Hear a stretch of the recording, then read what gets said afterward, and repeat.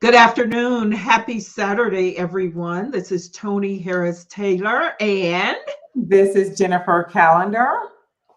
and we are here as talking about franchising. We still haven't come up with a name, girl. We are going to get it because we want it to be right. So we're just going to call this Let's Talk Franchising until we come up with something sexier. We're going to take our time, and we know that wherever we land, it's going to be just amazing on the name. So we're still open there. So, How but was no your week? worries. Yes. How was your week? Tony. So I've shared before, I think I've shared with our audience that you have me leading this referral group for franchisees.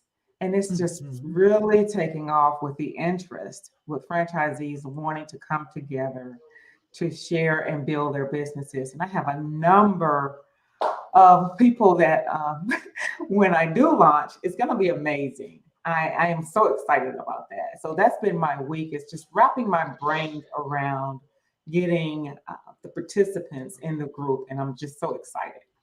Yeah.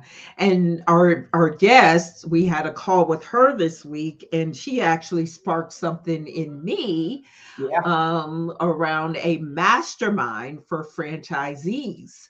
And so since I'm a franchisee, it makes sense for us to have a mastermind around franchisees. So much is moving so quickly, and It I'm so is. It is.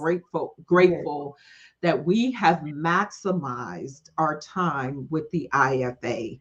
I just did a conversation around networking. So if you'll indulge me for Sure. 30 seconds, I want to talk about stop showing up and nothing happens. Wow. Stop showing up and nothing happens. So I have a stack of business cards right here from IFA. Many of them, like Clara, who's our guest, I got on my schedule on the spot. But what I figured out is if I don't take the initiative, nobody's going to call me. Why do we show up, especially when we fly across country, pay for hotels, That's right. pay a big registration fee to pass out a bunch of cards and nothing happens? I totally Yeah, agree. I totally it's agree. just we And got to even stop with it. the best of intentions, right? You connect, you say we're gonna get back home and we're gonna continue the conversation, but you have to be purposeful in that, right? So I say the you, and that you may be both parties, but someone That's needs right. to make it happen. Somebody's got to show up and make it happen. So I sent out a video requesting that these business cards connect with me, and I make it so simple. Yeah. And so my message today is show up and follow up. And so we did that with our guest, Miss Clara. So I met Clara the first day of the conference. We were both in the franchisee forum. We were getting coffee together and said hello. It's amazing what happens when you say hello to someone. And we sat next to each other. And she says, this lady, when she introduced herself, she said, this lady here is my new best friend. And we've Oh, known, I know. And so we booked an appointment, and then I started learning more about her. And I'll let her tell her story, but she's amazing. And I'm looking forward to you all meeting our guest, Clara Osterhage wow. from Dayton, Ohio. So I'm bringing her up to the stream. Welcome to Welcome, StreamYard. Clara. Thank you for having me. I appreciate it.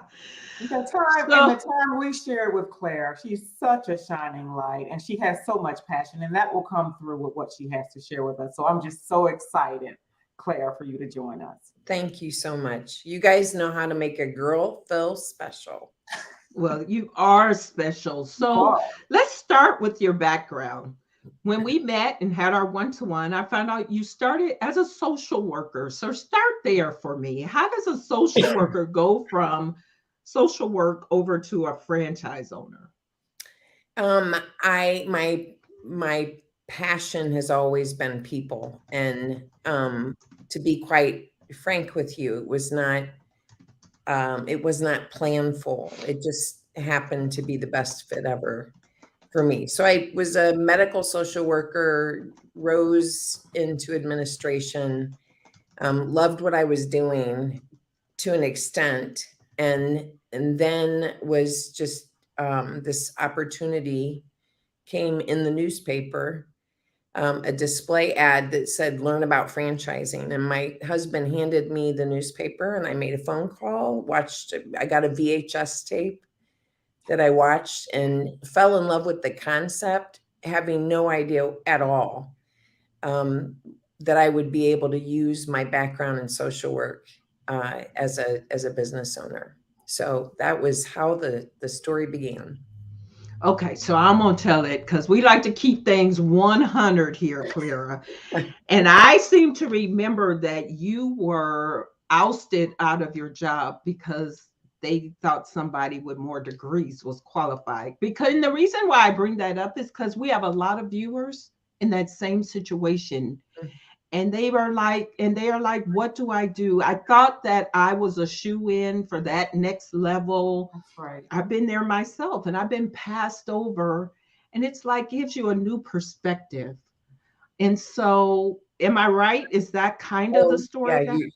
yes, you're absolutely right. And I actually had 3 degrees, so it took a physician to replace me. So I felt better about it because it was a doctor. But I agree with you. Most of the people who own franchises that I know of lived in corporate America, and for whatever reason, because they were burnt out, they got passed over, they lost their job, went through a RIF process for many different reasons. People find themselves wanting to be entrepreneurs and wanting to own their own business. So we all have a lot in common. Yes. Yeah. And sometimes that negative event is just the event to get you to take the drastic steps you need to take in order to go to your next level that you can't even see yet. I'm going to say that Absolutely. again. That negative event is what you needed to take the drastic steps to go to your next level that you cannot even see. Mhm. So, Clara, how did you choose Great Clips over all the franchises out there? So I'm unlike a lot of other people looking for a franchise. That's its own industry. Being having a brokerage and being able to represent a million brands is a beautiful thing. It was a display ad in a newspaper, and I watched it. Everybody went to bed. I had very young children at the time, and I watched this VHS tape. I keep reminding myself that they don't even make those anymore. And it was an infomercial on franchising. And so what captured my attention was, a lot of businesses that are not franchised tend to fail. They say that 90% of them fail, which is a really sad thing. I needed something where they literally handed me the recipe and said, here's how you do it. Now you bring your skill set and make it work and be successful. So at the end of that video about franchising was an infomercial on Great Clips. And so I watched it, and the salon, the photos of the salon were absolutely beautiful. And I'm like, I can do this. I can do this. So the Wow. next day I announced to my husband that I was going to open a salon. And And I you're didn't not have even no a money. stylist. No, You're not a right. stylist. No. That talk about drastic. Hmm. So Jennifer, Yes. she just said something really important here, and I want you to Yeah. chime in on that. She said 90% of startups fail from franchise experience as a franchise consultant. What is the success rate of franchise owners, Jennifer? Yeah, because, and I want to back up to what Claire also mentioned. She said that she needed a recipe. She needed a template. And that's what franchising offers. So with that recipe and that template, that increases the chances of success, because in order to have that recipe and that template, you must have done this before. So someone has done this model before, Hmm. and then they've documented the road or the pathway to franchise business ownership. So getting back to your question, Tony, the success rate is about 90% for franchisees. franchise owners. And that is amazing because you have that jumping off point. You have that template and that recipe. Right. That's amazing. Okay, so you opened your first salon. Tell us what that was like. And what Um, year was that? in January of 1996, in the middle of a snowstorm, we opened our first salon in Springfield, Ohio. And it was basically a disaster because I worked full time. My husband worked full time. We lived an hour from the salon. I worked an hour from home, and I had 3 children under the age of 3. So Mhm. there's no challenge that I have not faced. I seldom feel sorry for people. I'll help them, but I will not enable anybody because been there, done all of that. Um, we opened in January of 1996, and I didn't know what I was doing. And I didn't have the time to spend the adequate amount of time. But I have to tell you, we persevered through that first year, made the decision that one of us had to be the direct operator, the main operator, and that ended up being me.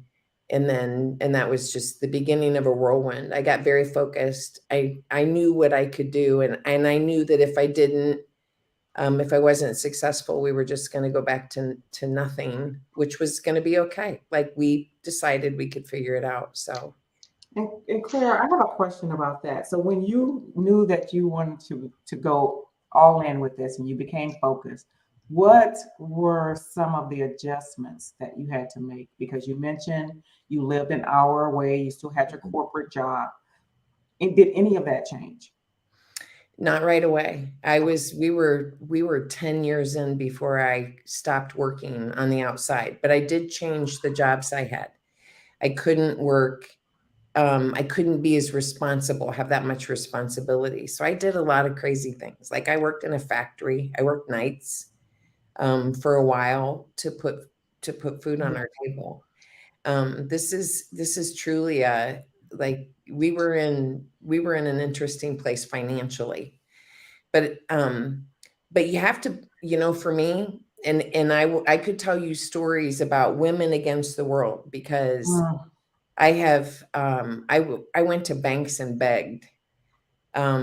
So talk about adjustments, Jennifer. One of the big ones was figuring out how to address men in banker suits who are making decisions about my future. And I figured that out too. It's all about relationships, yes. finding people who trust and believe in you. So it is. So it literally was, we did whatever we had to do to get from point A to point B, and then had opportunities to buy salons, to open more salons. And once you get to a place where you have enough, you're able to change what you're doing and how you're approaching it. So those changes came very slowly for me. Mm, mhm, mhm. So, how do you go from one, then to two, then to 82? Mhm. With passion. Yeah. So my own my strong suit is my passion for people. So my addiction, if you will, I love the hunt and the kill when it comes to getting new salons, more salons. And the reason I like that, that's exciting to me. I'm very competitive. But the other thing that I like a lot is I'm able to provide opportunities to more and more women. So this industry is predominantly women on the cosmetology side. Predominantly women. So many of them are head of household. Like I mean, they're typical Mhm, USA head of mhm. household, a lot of single parents, and that's where my social work experience and my heart came in, because it's really important to me that they have good jobs that provide them with living wages so that they can take vacations and plan for their retirement, have health insurance, have a 401k. Mhm. So that was the driver, and it's amazing when you do that and you are that for people. It's really easy to grow, and because you have more folks helping you on your mission. That's so And so good. that's we've been very lucky. I've been very blessed. We've been in the right place at the right time. And I have a lot of people who are counting on me. Yeah. So I see that as an obligation. I have 650 people that I pay every week, Wow. and it's a lot of responsibility, and I take that very, very seriously. So, Well, now you just came out of COVID. Let's talk about the resiliency and the drastic steps you had to take through COVID. And you are the epitome of drastic stepper. I'm going to move over in the dictionary where you look up the word drastic and my picture's there. I'm going to put your picture next to mine. oh, you're funny. You're funny. I don't think So, so, but okay. oh, you just listen to your own story, ma'am, because Right. everything you've already said is drastic. But COVID came, Hmm. 600 people on payroll, Hmm. and you had to shut down your salons for a period of time. Talk to us about the comeback from that. I've never laid anybody off in my life. So that was a completely new and different experience. And the emotions, like they were everywhere, were all over the place. That was really hard. And of course, most consumers, people who like to get their hair cut, had gone for quite a couple months without getting their hair cut. So the demand was pent up. So when we opened back up, of course, we had to take all the precautions. Hair salons are great places to go when there's a virus out there because we're already the experts in And sanitation. sanitation. Yeah. We had to extend it a little bit further and do the distancing and the masks, and we had to clean more equipment than we normally do with a haircut. But so that wasn't the hard part. The hard part was the masks and Mm. um, customers, generally speaking, were very understanding, but that also eroded over time. I think the reopening was not the hard part. Planning for it was. Having all the resources available to do that, the equipment and all the stuff that we needed to do that. But I think it got harder. The 12 months that followed were pretty hard to make it through because people were tired of it and people had not great attitudes, both customers and my employees. I think people just got really tired. So Yes. we worked really hard as an organization to make things as positive as we could, which was not easy. That was a bit of a challenge, but we did Yeah. it, and we're back. So, as you know, thank you and congratulations. And I know managing people's attitudes was very difficult. Mhm. But as you know, and you just said, relationships are everything in business. Everything. And so, how have relationships helped you to stay in business? I think that's probably the most important question you've asked me so far because it's sort of my own little secret to success. And I just talked to a potential Great Clips franchisee from Canada the day before yesterday. And I told him the most important thing you can do is line up your personal, local resources that will help you as a partner build the business, not a real partner, but a partner um, in service, if you will. So to me, that's your banker. I use a local banker. I don't use big companies. I have a local lawyer who's been with me for years and years and years, who knows what I like and takes care of me. I also have a local accountant that is a very important member of my team. And so, with those three resources always there for me, that relationship has gotten me further than anything. Mm. It really has. You just gave me a nugget. Thank you very much. Oh, Because you're what welcome. I'm a part of a big box bank, and although I have an okay relationship, their hands are tied because they're a big box bank. That's right. That's So right. I need to find a local banker who knows me, knows my business. Thank you. That's the nugget I got. So, and they're small and intimate, so they will know me. Exactly. And the pay, I remember So it was when we were preparing to open I think it was our fifth salon, and I wrote a business plan.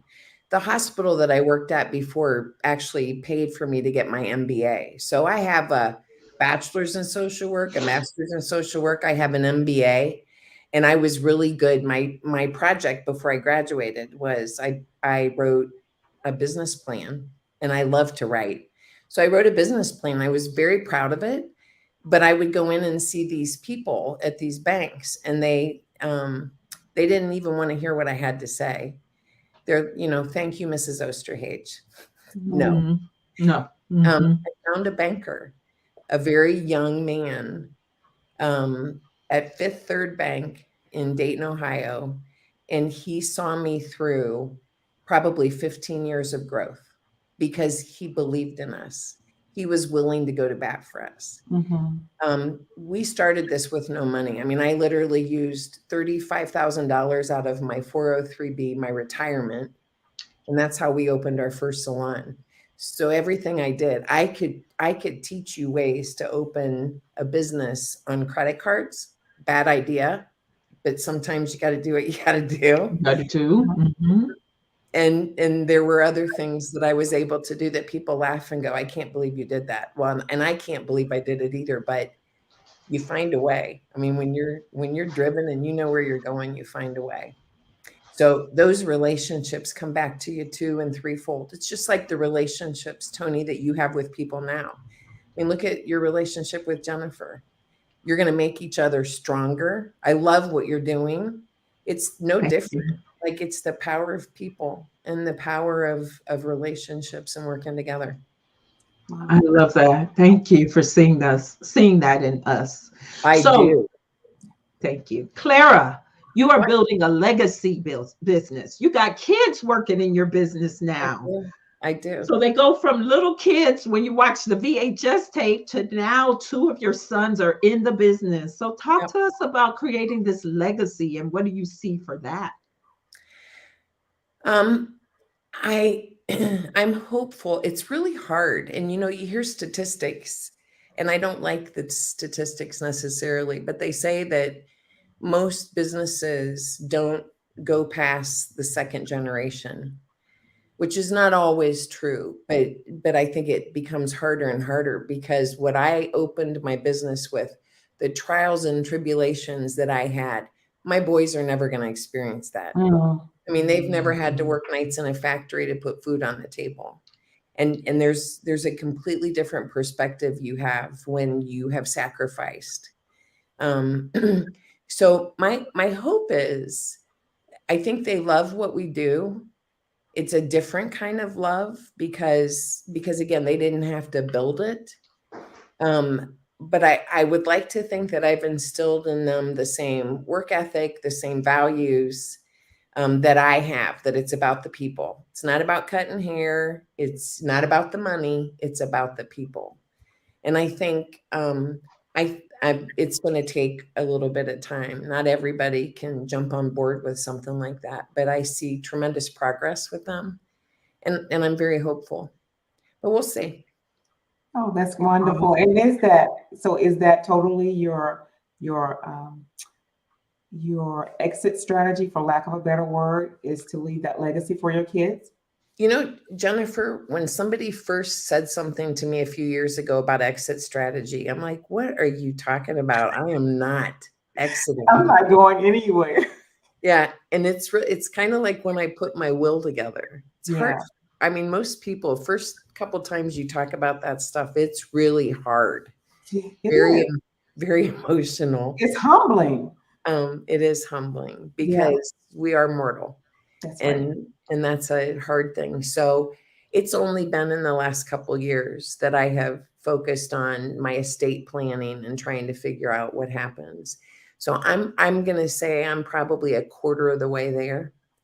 Um, in a dream, I would say they would be running the ship and that people would be having the same level of success as an employer, a partner a team member in our business then as they are now. That's what matters to me. Yeah. but I'm not there yet. That would have to be another show, probably a couple of years from now. We'll come back And to guess what? this. I was going to say, guess what? You're going to be in our life a couple years That's from right. now. There you That's go. So right. we will do Good. that show when it's time to talk about, because we would love in the future, because I feel like Jennifer and I are here for the long haul, to have you and your son and sons come on the show and just talk about that That'd be fun. legacy aspect. They That would be That'd be fun. perfect. they would be that would be fun. That would be delightful. So you so far since I've met you 3 whole weeks ago, you've been a great giver. I can tell you're the giver that people come um to kind of feed off of you, because why wouldn't they? You're very, very successful. How do you replenish yourself? What do you do to take care of you? Yeah, I knew that was going to be the answer, because Mhm. I got the same problem, girlfriend. So I was just trying to. Yeah. So that silence, Clara, speaks volumes. Okay. Yeah. As crazy as this sounds, it's I have wins I had 3 wins this week.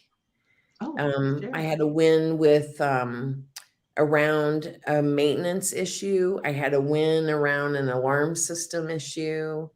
And yesterday I hired a new person to manage our technology, which was a very much needed win. Mm. That's right now, that's kind of how I replenish myself. I've been pretty married to this business for a long time, and I have sacrificed relationships with my family. Like it's been hard sometimes. I have not been the mom or the wife that I needed to be.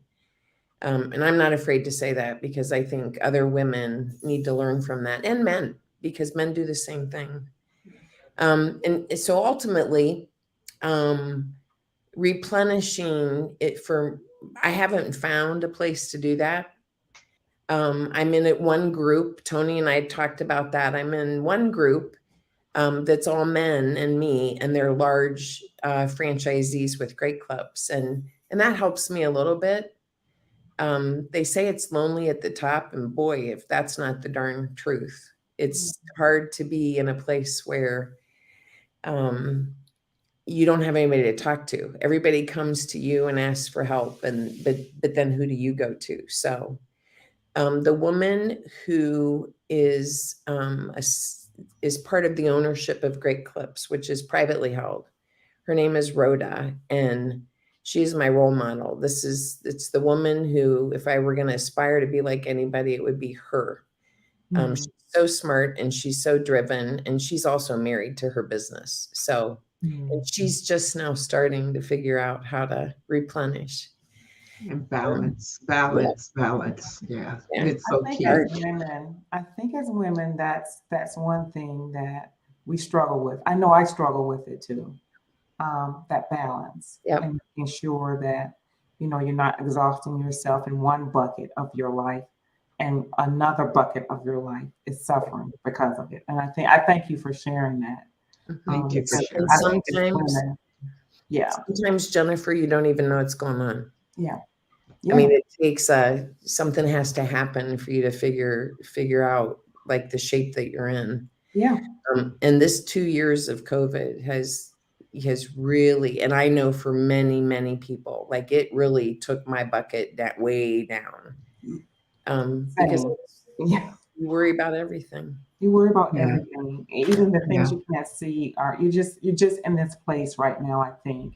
Yeah, So I think that important step of replenishing yourself, we need to take time for that. I So in agree. saying that, I'm wondering what's next for Clara. So Yeah. What's next for me? I'm excited to be traveling a little more. So the IFA is one of 6 or 7 events that I'm going to this spring. mhm. And so just getting out has been very helpful. Um, I don't know. I mean, I don't know I don't have any distinct plans right in front of me. We continue to open salons. We have a couple more coming. Um, Oh, So that's on the docket, I think, and then just continuing. I don't have anything. I don't have, Okay. I don't have That's anything. okay. I'm still That's okay. Just okay. keep Good. hanging around us. We'll That's give you right. something to do. Okay, that's okay. Okay, I'm still working on stabilization post COVID. That's That's right. Yeah. that's what I'm. And that's Yeah. a full-time job. Yes, it is. Yeah. Yes, it Yeah. is. Well, we want to thank you for taking this short time to come and share your story. I was so impressed with you, continue to be, and I already know you're going to be a part of NIA in some way, my mastermind. But I just loved your energy and the fact that we made that connection on the first day, and here we are. So I am excited. So tell everybody how to get in touch with you. The best way is my email address, which I see is at the bottom of the screen. So it's just Clara at rloinc.net. And I'm happy to respond and talk with, I network with people who are looking for help in a variety of ways all the time. So I welcome all of that. And Tony, I have to tell you, Jennifer is now the other BFF in my life. So Oh, sorry, you have to share. I I don't just know where, yeah, I don't know where I was when you two met. I think I must have walked away, or you were in a No, session. yeah, we're in a different session. Yeah, we we were in a were in the different session. room that we weren't supposed to be in. That's a whole nother story. And I wasn't going in that room. There you go. There you go. I Hold on. I'm going to go mute. Y'all keep talking. okay. Yeah, but in that, you two made a great connection, and I'm so happy that you did, because we wouldn't be here if you hadn't. That's And very I think our audience will just relish in the fact that you've been so transparent, and the fact that your spirit is a giver. I see it throughout everything you've shared today. So I just want to personally thank you as well well. I want to for doing personally thank both of you because you're the same way. So thank you. Yeah, Thank thank you for you. including me. So, but yes. So, we're going to take you off in the background. Okay. Just sit tight and we'll be right back with you. Thank you so much, Clara, You're for welcome. trusting us. And she was like, what am I going to say? I'm What like, am I girl, gonna this is say? easy What am I gonna do? peasy. You want me? That's what she said. You want me? Yes. Thank So you. thank you, and we'll Yep. be right with you. Thank you. Wow. We continue to have Amazing. amazing guests. Amazing. Amazing. Her Um, story is phenomenal. I think her story, she took the story in a direction I don't think any of our guests have taken it, with her own personal journey as a woman and how she's kind of walked this journey. And I think that perspective is so important. So kudos to her. Absolutely. Yeah. Yes. Wonderful. Well, next week we have a superstar guest, the godfather of networking, Mr. George C. Frazier. And we are so excited because Dr. Frazier is having us speak. He's never had a duo speak at his conference, but he thought the topic of franchising was so important that he's bringing us on as a That's a dynamic duo. dynamic duo. And So we're excited about that. So definitely tune in next week, where you'll be hearing from Dr. George Frazier. Yes. And if you need to get in touch with us, if you're interested in exploring franchising, right? It's a process. So you're not going to buy a franchise just by calling Jennifer overnight, right? It's not going to happen that fast. It's But not you a one have to and start done. right. You got to start the process. That's So right. please contact Jennifer to get an appointment and just explore what's possible. And then if you're looking to grow uh, through networking, joining Network in Action as a member, possibly being a leader under my franchise, or even becoming a franchisee for Network in Action, which, by the way, it's on a much discounted rate of $10,000 right now. I paid 40, and that's going to change real soon. So if you're interested in looking at franchisee, give me a contact for that, because it's been the best thing I've ever done for my business and for the people that are now in my network. I've watched my caterpillar business owners change to butterflies right before my eyes. Amazing. Amazing.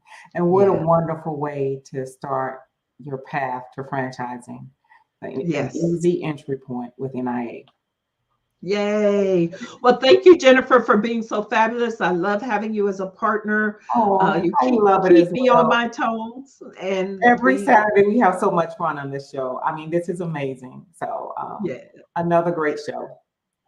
Awesome, awesome, awesome. This is Tony Harris Taylor saying, take a drastic step today For a fantastic step tomorrow. Bye, everyone. This is Bye. Jennifer Calendar. Bye. Bye.